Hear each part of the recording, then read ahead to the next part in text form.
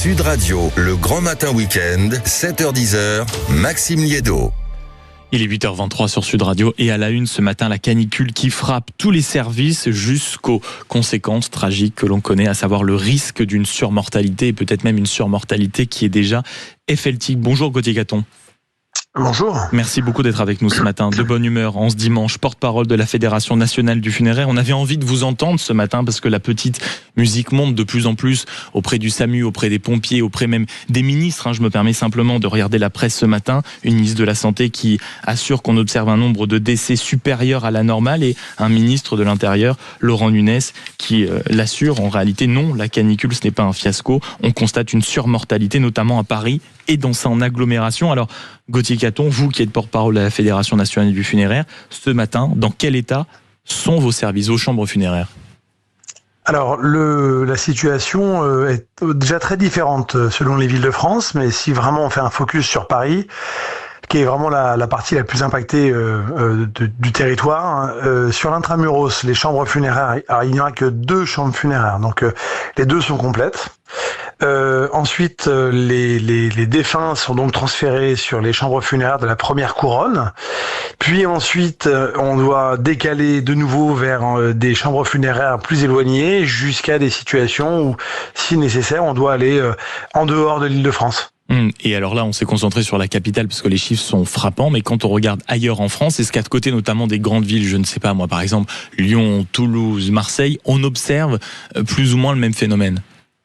Alors, c'est pas forcément lié à des grandes villes parce que la Fédération nationale du funéraire a des référents dans chaque région et donc du coup, régulièrement on fait un sondage et c'est pas forcément lié aux grandes villes. En tout cas, Paris est un mauvais exemple évidemment, mais sinon par exemple dans la région Centre-Val de Loire, dont je suis moi, à Orléans, on vit la même situation. La même situation qu'à Paris, vous voulez dire ?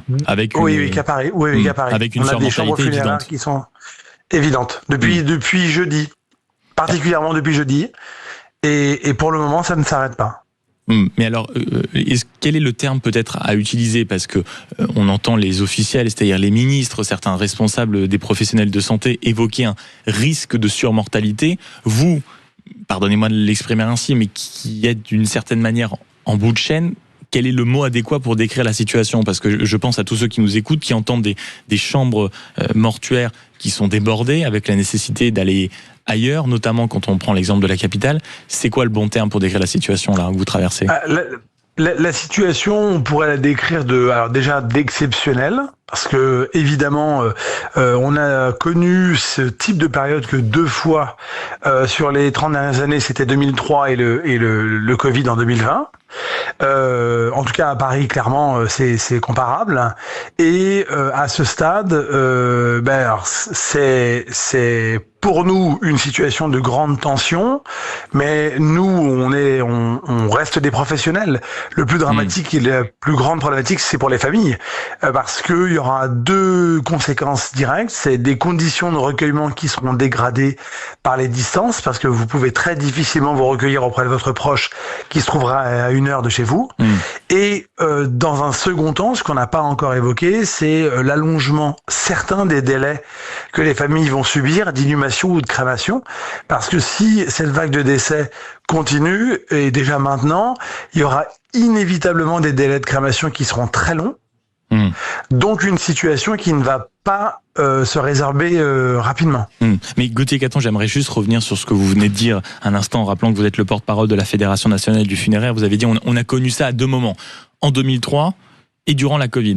Là pourtant, on nous assure que l'État était préparé, que c'est une situation à laquelle elle était parée. Or, vous donnez quand même 2 exemples dans vos souvenirs où l'État a fait preuve d'une impréparation totale, et avec le recul, on se dit que c'est catastrophique. Pour vous, on risque de revivre plus ou moins les mêmes éléments qu'en 2003 avec la canicule et qu'avec l'épidémie de la Covid ? Alors, ce qui est nouveau en France depuis 2003 en particulier, c'est qu'il y a près de 1000 chambres funéraires en plus qui équipent le territoire. Donc, la capacité d'accueil a évolué significativement. Donc, on n'est pas dans le même périmètre que 2003. La problématique principale de Paris et d'Île-de-France, c'est que la mortalité est différente. Là, en l'occurrence, par la canicule, on a un sentiment de surmortalité dans les domiciles, donc dans des lieux qui sont pas forcément hospitaliers. Pourquoi seulement un sentiment de mortalité ? Parce que nous, on n'a pas de visibilité sur les décès dans les hôpitaux et on n'a pas de visibilité sur la saturation des chambres mortuaires des hôpitaux. Nous, ce qu'on a en visu, c'est le nombre de défunts qu'on a dû transporter vers nos chambres funéraires depuis des domiciles. D'accord. C'est saisi. Et on a bien entendu aussi la comparaison. Alors avec un dernier point quand même que vous mettez en exergue ce matin, Gauthier Caton, à savoir aussi un risque d'allongement pour toutes les démarches et notamment pour toutes les crémations dans les prochaines semaines. Ça, c'est une évidence.